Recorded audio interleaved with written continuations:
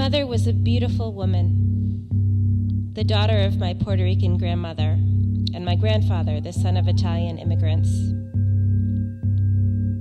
She loved men and readily developed crushes on musicians and movie stars throughout her life. She loved love and felt most comfortable with the man close to her. She died of endometrial cancer at 66, after suffering a deep betrayal and heartbreak a year and a half earlier. After she died,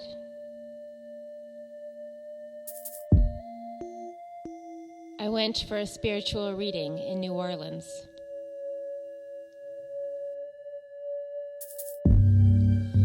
The Three of Swords came up in the reading, in the place of my mother's line. The reader told me to pray to elevate my mother and the women down that line. There was a lot of pain and sorrow and worry there. She said to get some Pompeia cologne and work with Erzulie Freda to wear the cologne and put some next to my mother on the boveda. I told her I'd been hesitant to work with Freda because I'd given up on the Freda in myself.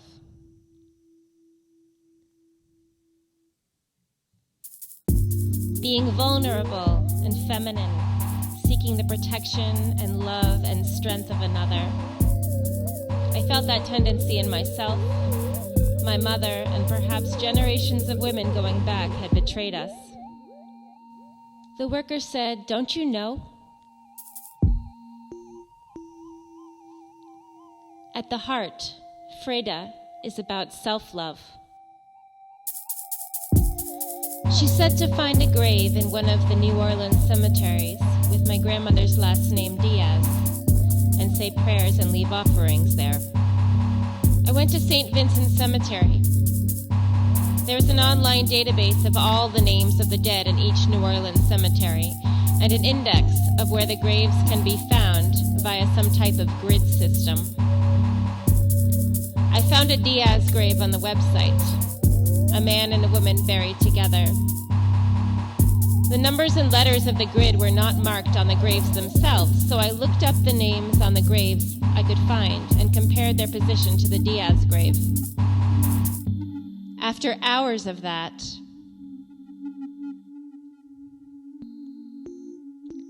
I found myself circling around an abandoned grave.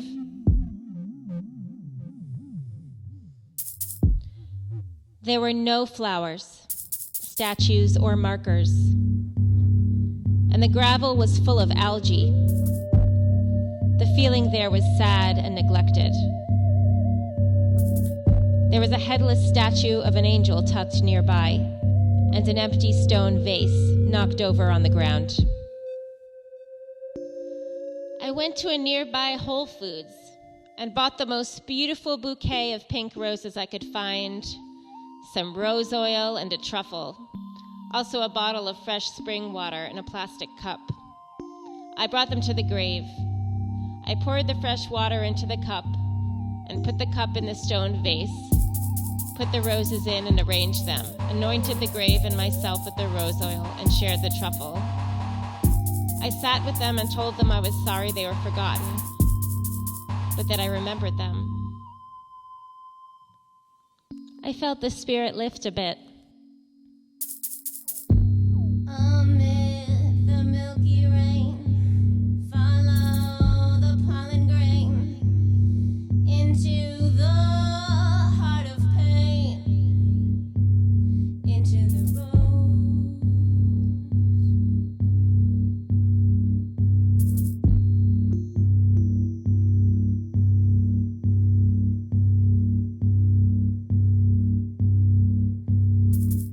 Amid the sugar buds, follow the thickened blood into the heart of love,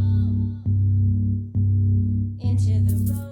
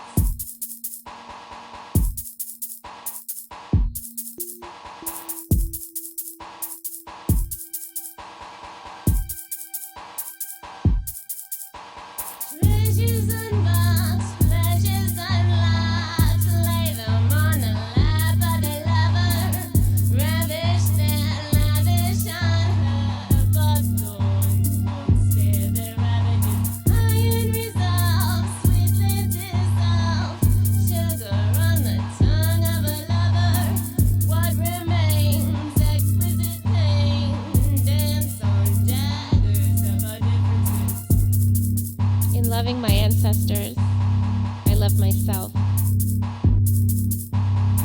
In surrounding myself with pink and roses and softness, in allowing rest and taking time to appreciate beauty, I love myself. In loving myself, I open the door to sharing love with another. This is Freda's message.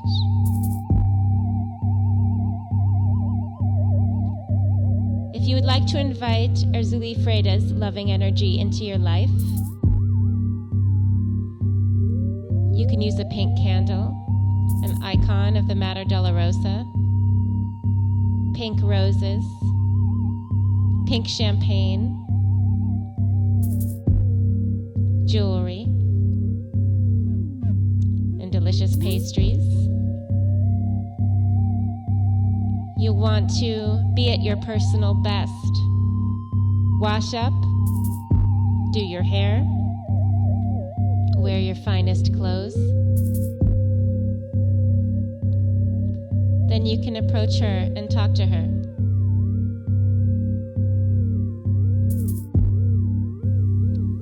Freda brings lovers together, so you can petition her for love. Let her know who you have your eye on, whether it's someone you've met or someone in your imagination. Or you can just develop your relationship with her by talking to her and treating yourself with impeccable love and self-care. But whatever you do,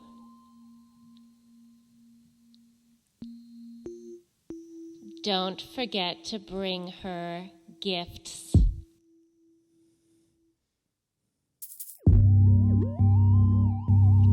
Thank you for watching my video about the beautiful Erzulie Freda.